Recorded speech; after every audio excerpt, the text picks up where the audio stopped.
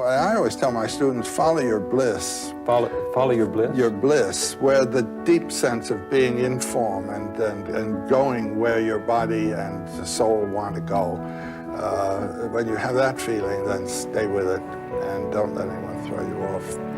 Have you ever read Sinclair Lewis's Babbitt? Not in a long time. Do you remember the last line? I've never done the thing I wanted to in all my life. That's the man who never followed his bliss. Well, I heard that line.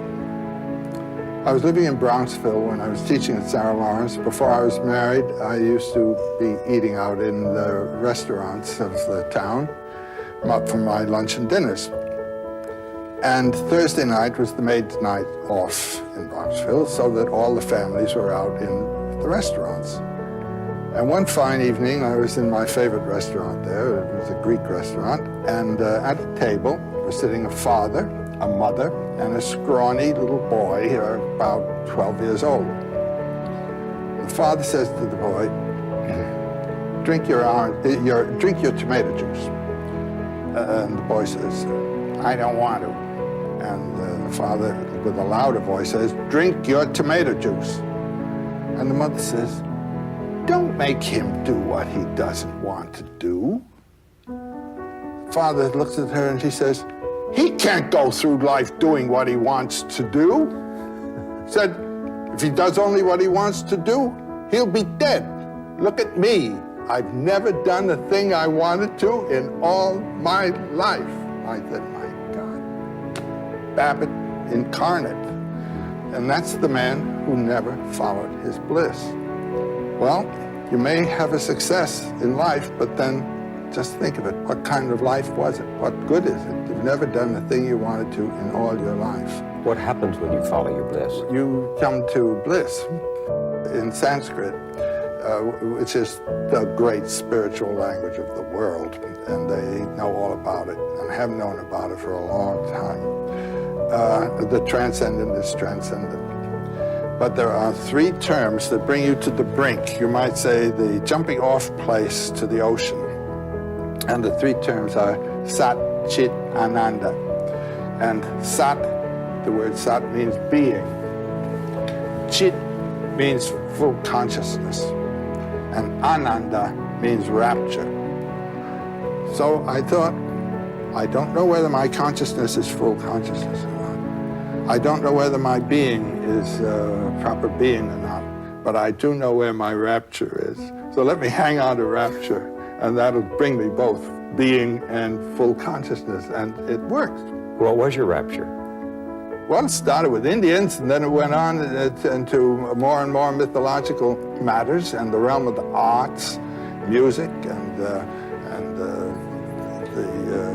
when I met Jean, then the dance came in, and this is it. Just stay with that. And one doesn't have to be a poet to do this. Carpenters do it. A poet is simply one who's made a profession and a lifestyle of being in touch with that. Most people have to be concerned with other things. They get themselves involved in economic and other activities, or you're drafted into a war that isn't the one you're interested in. And how to hold to this umbilical, you might say, in those circumstances, that's a technique each one has to work out for himself somehow. But most people living in that realm of what might be called occasional concerns, they all have the capacity that's waiting to be awakened, to move to this other place. I know it. I've seen it happen in students.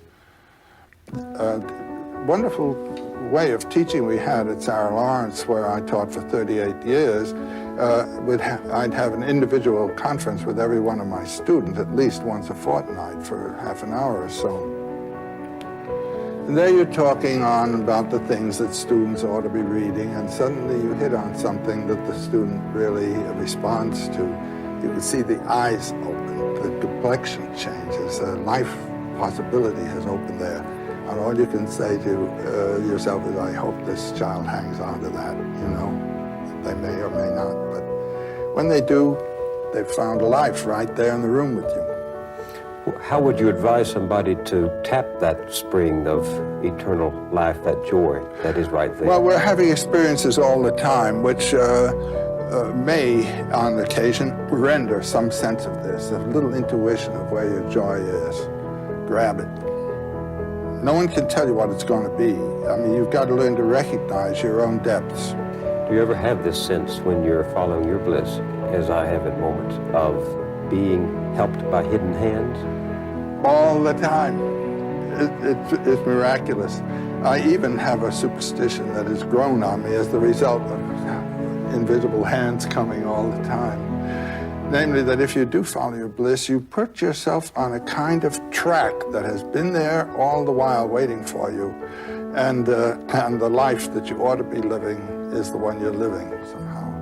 And when you can see it, you begin to deal with people who are in the field of your bliss, and they open doors to you. I say follow your bliss and don't be afraid, and doors will open where you didn't know they were going to be. Do you ever have sympathy for the man who has no invisible means of support? Who has no invisible means? Yes, he's the one that evokes compassion, you know, the poor chap.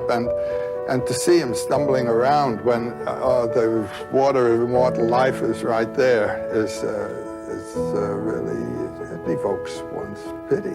Right there? Right there? You believe that? Yes. The waters of eternal life? Right there. Where? Wherever you are. If you're following your bliss. I mean, you're having that joy, that refreshment, that life all the time.